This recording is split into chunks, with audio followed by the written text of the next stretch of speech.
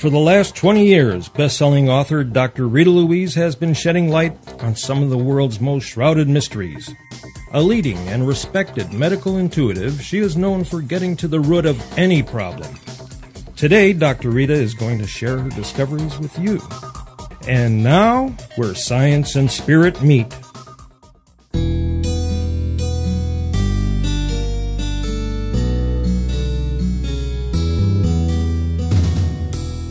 Long before the flood that devastated mankind, according to biblical sources, a group of angels, the sons of God, came down to earth. These fallen angels, as they're often referred to, rebelled against God. They taught mankind the secret arts, shared with us knowledge that was reserved for the gods. They had intercourse with the women on our planet, fathering semi-divine offspring.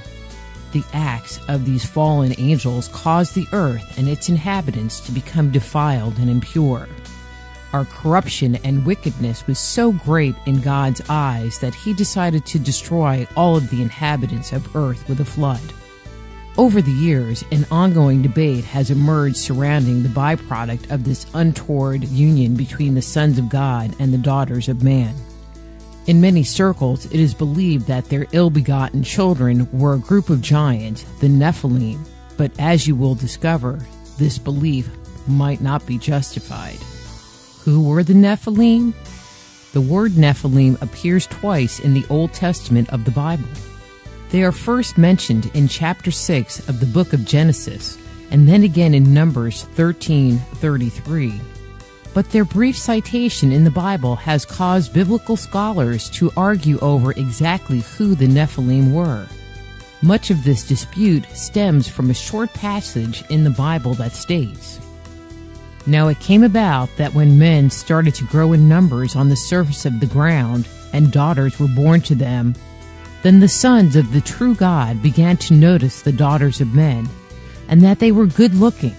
And they went taking wives for themselves, namely, all they chose. After that, Jehovah said, My spirit shall not act toward man indefinitely, in that he is also flesh. Accordingly, his days shall amount to be 120 years. The Nephilim proved to be in the earth in those days, and also after that. When the sons of the true God continued to have relations with the daughters of men, and they bore sons to them. They were the mighty ones, who were of old, the men of fame." Genesis 6, 1-4. The traditional definition of the word Nephilim is giant. Some dictionaries describe the Nephilim as being giants who also possess superhuman strength. The Greek Septuagint, an ancient translation of the Hebrew Bible, translate the word Nephilim as giantese, which actually means earthborn, a concept we'll be coming back to as we continue.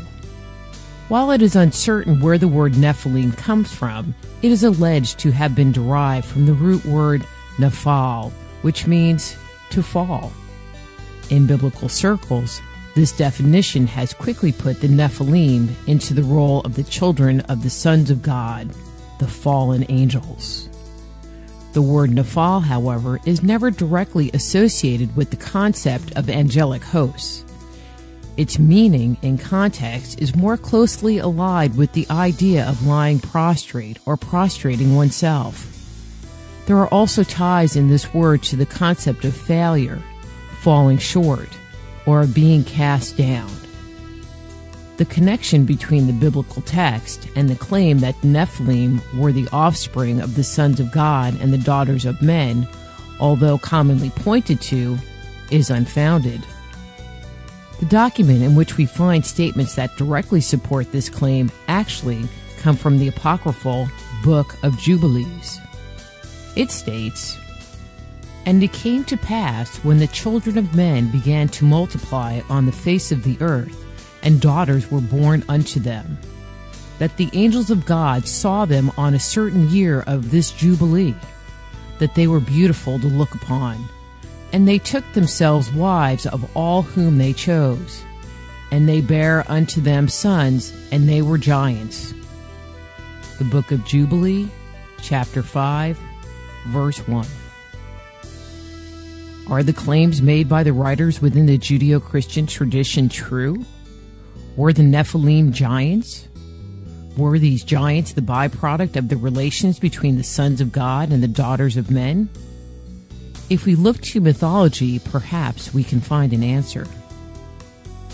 The notion of giants wandering the earth in ancient times is found globally.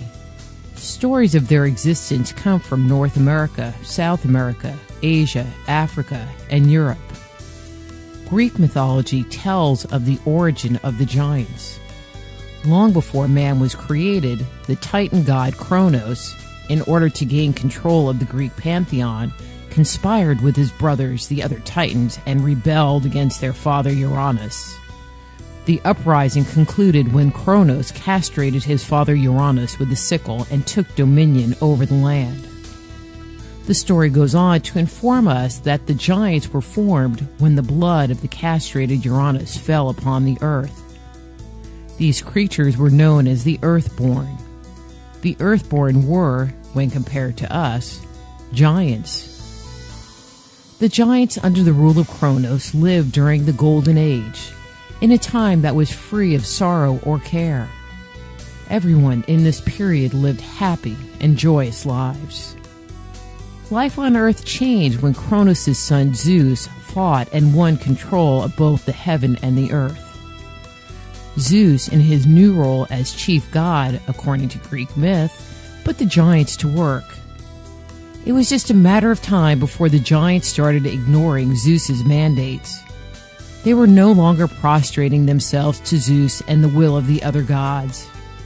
Their lack of complete servitude and their failure to comply with the gods' demands incited the children of God into a full-blown rebellion against their heavenly fathers. Heavy losses were taken on both sides, but their revolution was finally suppressed by the gods. A truce was declared. It was decided as part of their reparations to the giants to create a new race of beings to handle the burdens that had been forced upon the giants. From this decision, man in his current form was created. Pedro Collum, in his book entitled Orpheus, Myth of the World, relates this tale about the creation of man. Aztec legend recounts how the Earth Mother, Citlalique, gave birth to a flint knife. When the knife was flung down onto the earth, it was transformed into 1,600 earth gods. Could there be a connection between the flint knife flung down by Citlalique and the sickle used by Kronos to castrate his father?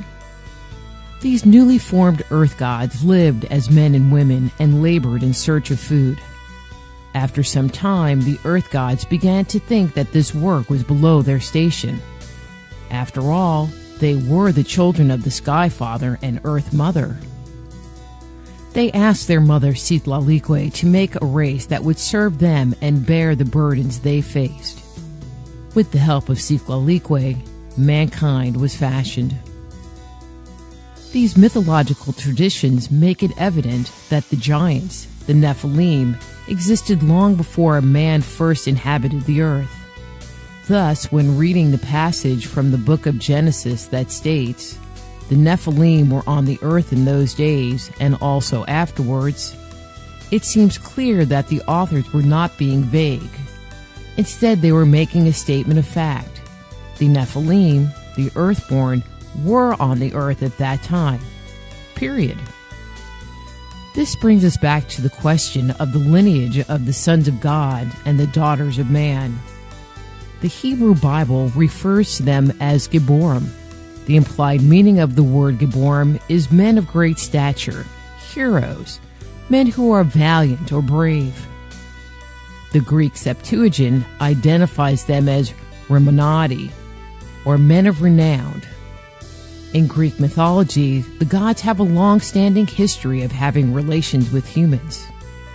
The names of some of these demigods, or semi-human individuals, who have withstood the tests of time were Hercules, Perseus, and Achilles.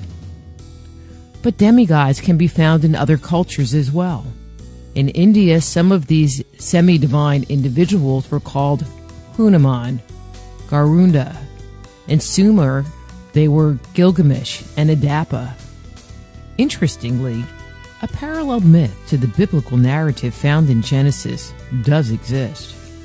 It comes to us from the pages of the Hindu epic, the Ramayana. The Ramayana is the epic tale of Rama, the seventh avatar of the supreme god Vishnu. Rama lived during the Treta Yuga.